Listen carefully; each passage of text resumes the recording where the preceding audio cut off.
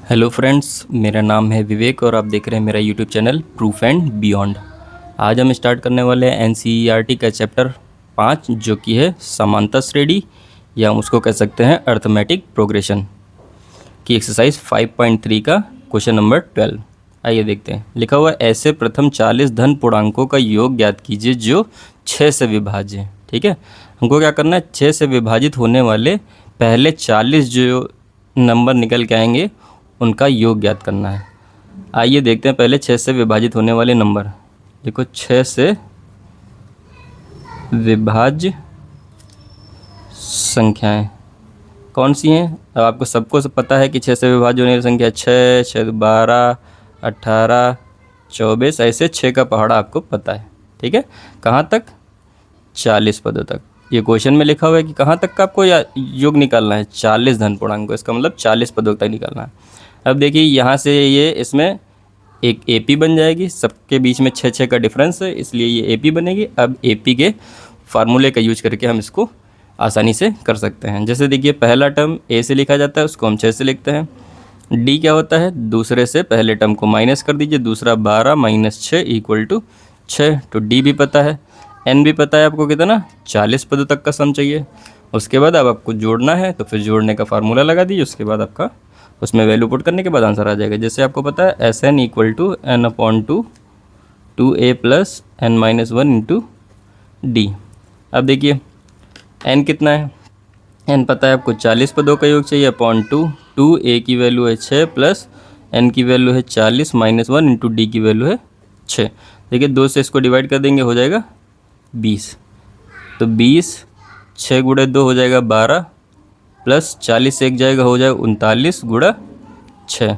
ठीक है, अब इसको आगे गुणा कर लेते हैं। अब देखिए यहाँ 20 बाहर लिखा हुआ है, इसको गुणा 12 लिखा हुआ है, प्लस इसको गुणा कर लेते हैं। 6 × 9 = 54 और 6 × 3 = 18, 18 × 5 = 23।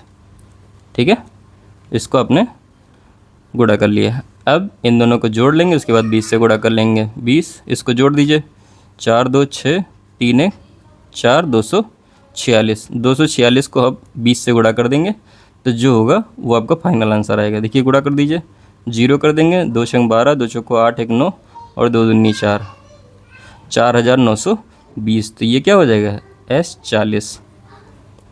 पहले 40 6 के गुणज का जो योग आएगा वो आएगा 4920 रुपये।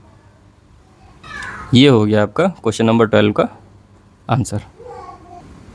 इसका 13वां क्वेश्चन दिया गया है कि 8 के प्रथम 15 गुणजों का योग ज्ञात कीजिए। ठीक है, तो देखिए पहले हम लिखते हैं 8 के गुणज कौन कौन से होंगे। 8 के गुणज 8, 16, 24 ऐसे करके कहाँ तक, 15 पदों तक। अब इनका योग आपको निकालना है, तो जो चीज़ें आपको ज़रूरत है उसमें से पहले निकाल के लिख लीजिए। जैसे ए का मान आपको पता है 8 प्रथम पद, डी पता है, आप चाहे तो वैसे ही लिख सकते हैं क्योंकि आपने 8 के गुणज निकाले तो अंतर कितना का होगा, 8 का ही अंतर चल रहा होगा। और एन आपको पता है कितने पदों का, 15 पदों का। अब इसमें आप योग का फार्मूला लगा दीजिए। SN क्या होता है, n/2 2a + n-1 × d। अब इसमें वैल्यू रख दीजिए, उसके बाद जो आंसर आएगा वही आपका फाइनल आंसर होगा। देखिए n कितनी वैल्यू है, 15/2, 2a का मान है 8 + n 15 - 1 × d की वैल्यू है 8। देखिए ये हो जाएगा 15/2, 8 को 2 से गुणा करेंगे हो जाएगा 16 प्लस 14 × 8, इधर ही कर लेते हैं। ये हो जाएगा 15/2। अब देखिए ये 16 था प्लस 14, 14 को 8 से गुणा करेंगे, 14 × 8 = 112। ये 15/2, इसको जोड़ेंगे 6 × 2 = 8 हो जाएगा और 11 और 1 12 हो जाएगा, 128। 2 से इसको काट दीजिए, 2 × 12, 2 × 8। अभी ये हो जाएगा आपका फाइनल से 15 × 64। दोनों को अगर हम गुणा कर देंगे, 15 × 64 कितना होता है, 15 × 60 और 15 × 90 और 6 96। ये हो जाएगा आपका पहले 15 टर्म का सम 8 के।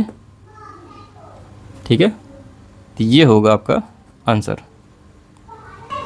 आइए देखते हैं इसका 14वां क्वेश्चन। लिखा हुआ है कि 0 और 50 के बीच विषम संख्याओं का योग ज्ञात कीजिए। तो पहले हम निकालते हैं कि 0 और 50 के बीच में विषम संख्याएं कौन कौन सी हो सकती हैं। ठीक है, आइए देखते हैं। तो 0 और 50 के बीच में सबसे पहली विषम संख्या कौन सी होगी? 1।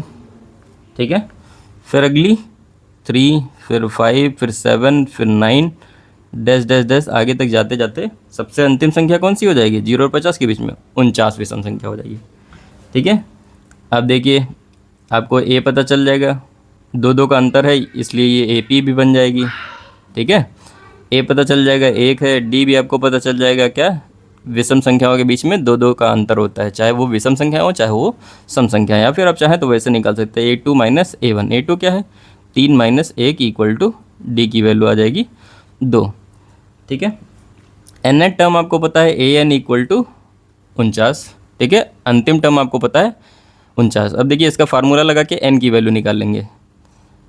एन टर्म का फार्मूला क्या होता है? A plus n minus 1 into D equal to 49। यहाँ पर जो आपको पता है उसकी वैल्यू रख दीजिए। A की वैल्यू आपको पता है 1 plus n minus 1 into D की वैल्यू 2 इक्वल टू 49। ये उधर प्लस का उधर जाके माइनस हो जाएगा, तो n minus 1 into 2 equal to 49 से कम हो जाएगा, तो ये बचेगा। अगली लाइन में कर लेते हैं। अब देखिए ये गुणा में उधर जाएगा भाग में, तो देखिए एक लाइन और लिख लेते हैं, n minus 1 into 2 equal to 48। अब देखिए ये गुणा में उधर जाएगा भाग में, तो 2 दूना 4, 2 चौको 8। ठीक है, अब देखिए ये n माइनस 1 इक्वल टू 24, इसको उधर भेज देंगे तो n इक्वल टू 24, ये माइनस उधर जाके प्लस हो जाएगा, 24 प्लस 1 इक्वल टू हो जाएगा 25। तो यहाँ से n का मान भी आपको पता चल गया 25 होगा। ठीक है, अब इसका योग निकालना है हमको। तो योग का फार्मूला आपको पता है पहले से, SN इक्वल टू, अच्छा इसमें दूसरा वाला फार्मूला आप लगा सकते हैं, थोड़ा आसान तरीके से हो सकता है। कौन सा वाला फार्मूला? जिसमें A प्लस L। अब देखिए इसमें आपको लास्ट टर्म भी पता है, nth टर्म बोलें इसको या फिर आप लास्ट टर्म बोलिए, दोनों एक ही चीज़ है। ठीक है, तो ये फार्मूला लगाने से जल्दी आ जाएगा। आप चाहें तो उस वाले फार्मूले का भी यूज कर सकते हैं, उससे भी आपका आ जाएगा, लेकिन उसमें 2-3 लाइनें ज़्यादा ही करनी पड़ेंगे। तो आपको वो फार्मूला लगाना है जिससे कि आपका क्वेश्चन जल्दी समाप्त हो। ठीक है, n की वैल्यू यहाँ देखिए n आ गया है 25/2, A की वैल्यू है 1 प्लस L की वैल्यू है 49 लास्ट टर्म। अब देखिए ये 25/2 गुणा 49 प्लस 1 ये हो जाएगा 50, 2 से इसको काटेंगे हो जाएगा 25। अब 25 को 25 से गुणा करेंगे कितना हो जाएगा? 625। तो जो S25 हो जाएगा वो क्या होगा? 625। ये होगा आपका आंसर। आइए देखते हैं इसका 15वां क्वेश्चन। लिखा हुआ है निर्माण कार्य से संबंधित किसी ठेके में एक निश्चित तिथि के बाद कार्य को विलंब से पूरा करने के लिए जुर्माना लगाने का प्रावधान इस प्रकार है कि पहले दिन के बाद 200 रुपये, दूसरे दिन के लिए 250 रुपये, तीसरे दिन के लिए 300 रुपये इत्यादि, मतलब ऐसे चलता जा रहा है। अर्थात प्रत्येक उत्तरोत्तर दिन का जुर्माना अपने से ठीक पहले वाले दिन के जुर्माने से 50 रुपये अधिक है। एक ठेकेदार को जुर्माने के रूप में कितनी राशि अदा करनी पड़ेगी यदि वह इस कार्य को 30 दिन का विलंब कर देता है? कहने का मतलब ये है कि अगर वो एक दिन का देरी करता है अपने काम के जो एक निश्चित समय दिया गया है उससे एक दिन की देरी करता है, तो पहले दिन उसको 200 रुपये देने होंगे। उसके बाद अगर दूसरे दिन मतलब 2 दिन देर होता है तो पहले दिन 200 रुपये, फिर अगले दिन 250 रुपये, फिर उसके अगले दिन 300 रुपये, फिर उसके अगले दिन 400 रुपये, फिर अगले दिन 500 रुपये, ऐसे करके उसका लगातार जुर्माना बढ़ता जा रहा है। फिर उसने बोला है कि यदि वह इस कार्य को 30 दिन विलंब से ख़त्म करे, मतलब उसको इस कार्य को 30 दिन करने में मतलब देरी हो जाती है, तो आप इसको सॉल्व कैसे करेंगे? आइए देखते हैं। अच्छा आपको पता है कि पहले दिन का जुर्माना 200 रुपये है, दूसरे दिन का 250 से तीसरे दिन का 300 रुपये, ऐसे ही हर बार 50 रुपये बढ़ता जा रहा है। तो ध्यान से देखिए, तो 200, 250, 300 और हर बार में उसको 50 रुपये बढ़ रहा है, तो यहाँ से एक AP बन जाएगी। देखिए पहले दिन आपको 200 रुपये देने होंगे, फिर 250 रुपये, फिर 300 रुपये, फिर ऐसे करके कितने दिन तक? 30 दिन तक आगे बढ़ता जाएगा। ठीक है, अभी देखिए यहाँ पर जो आपको पता है उसको लिख लेते हैं। यहाँ से एक AP बन जाएगी, तो A आपको पता चल गया है कितना? 200। D आपको निकालना पड़ेगा कितना? वैसे तो आपको पहले से ही पता है, A2 minus A1, 250 minus 200 equal to 50। आप चाहें तो यहाँ भी देखिए क्वेश्चन में ही लिखा हुआ है कि 50 अधिक देना पड़ रहा है। D हो गया। N भी आपको पता है कितने दिन तक? 30 दिनों तक देना है। ठीक है, अब इस पर आप फार्मूला लगा देते हैं। इनके सम का फार्मूला आपको पता ही है, एस एन क्या होता है, n upon two a plus n minus one into d. इसमें जो आपको वैल्यू पता है रख दीजिए। एन की वैल्यू कितने, 30 दिनों तक जुर्माना आपको देना है। टू ए की वैल्यू देखिए यहाँ पर 200 दिया हुआ है, plus N 30 minus 1 into D की वैल्यू है 50। देखिए इसको इससे काट देंगे तो हो जाएगा 15। दूसरे पेज पर इसको कर लेते हैं। उसके आगे देखिए ये 15 हो जाएगा, इसको आगे सॉल्व कर लेते हैं। 15 200 को 2 से गुणा करेंगे हो जाएगा 400, ठीक है, प्लस 29 गुणा 50, इसको अगर हम कर देंगे तो 5 9 45, 5 दूनी 10, 4 14, 1450। अब इन दोनों को जोड़ दीजिए, क्या हो जाएगा 15 1450 को अगर हम इसको 400 और इसमें जोड़ देंगे तो हो जाएगा 1850। अब इन दोनों को गुणा कर दीजिए, बस आपका फाइनल आंसर आ जाएगा।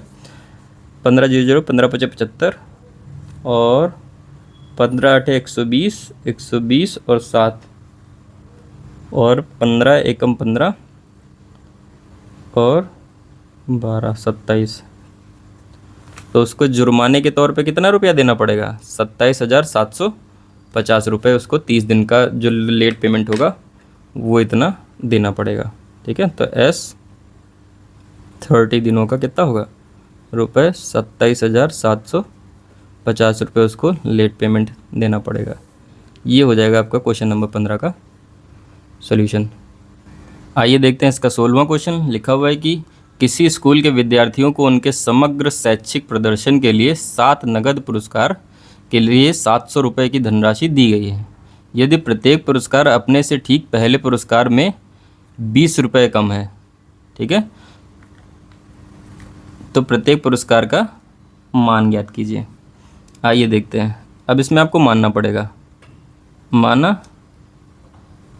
प्रथम पुरस्कार इक्वल टू x रुपये, ठीक है।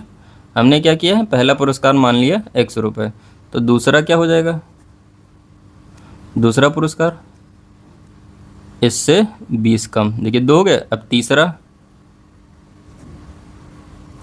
अगर बात करें तो तीसरा क्या हो जाएगा, x माइनस, अब देखिए 20 यहाँ था, उसमें से और 20 माइनस कर देंगे तो उसको हम लिख सकते हैं x माइनस 40, या हम इसका ये कह सकते हैं कि इसमें और 20 माइनस होता जाए। चौथा क्या हो जाएगा, देखिए x माइनस 40 था, तो 40 में 20 और कम कर देंगे तो x माइनस 60, ठीक है, ये चौथा हो जाएगा। अगर हम पाँचवा बात करें, पाँचवा तो क्या हो जाएगा, x माइनस 60 से 20 और कम हो जाएगा 80। छठा x माइनस 100 और सातवां क्या हो जाएगा, x माइनस 120। इस तरीके से सातों बच्चों को ये 700 रुपये बांटने हैं, ठीक है। और कुल राशि कितनी है, कुल राशि आपको पता है 700 रुपये, ठीक है। अब देखिए बच्चों को मिलने वाले जो रुपए हैं वो ये हैं और कुल राशि ये है, तो दोनों ये बराबर होंगे, तो इनको हम बराबर कर देते हैं, ठीक है। तो ये हो जाएगा x plus x minus 20 plus x minus 40 plus x minus 60 plus x minus 80 plus x minus 100 plus x minus 120 equal to कितने रुपए हैं, 700 रुपये। अब देखिए इसको हम ब्रैकेट ओपन करके जोड़ लेते हैं। देखिए x देखते हैं कितने हुए, 1 2 3 4 5 6 7, x को जोड़ेंगे तो हो जाएगा 7x। अब देखिए ये सब माइनस के हैं तो इनको भी जोड़ लेते हैं, माइनस 120 80 200 300 और ये 420, तो सब जोड़ करके आएगा 420 इक्वल टू कितने रुपए थे, 700 रुपये। अब देखिए इसको उधर भेज देंगे तो ये हो जाएगा 7x इक्वल टू 7 से ये माइनस का उधर आके प्लस का हो जाएगा 420। 7x इक्वल टू इन दोनों को जोड़ देंगे, 7 4 1120, ठीक है। अब देखिए गुणा में इधर जाए भाग में, तो x इक्वल टू हो जाएगा 1120 अपॉन 7। 7 से इसको काटेंगे, 7 हो जाएगा 16 7 112 हो जाता है 160। तो यहाँ से x का मान आ जाएगा कितना, x इक्वल टू आ जाएगा 160। इसका मतलब पहला जो बच्चा था, पहला जो पुरस्कार दिया गया है 100 रुपये का, उसको कितना रुपये मिला है? 160 रुपये मिला है। ठीक है, तो अब निकाल देंगे प्रत्येक पुरस्कार की राशि कितनी है, यहीं कर लेते हैं।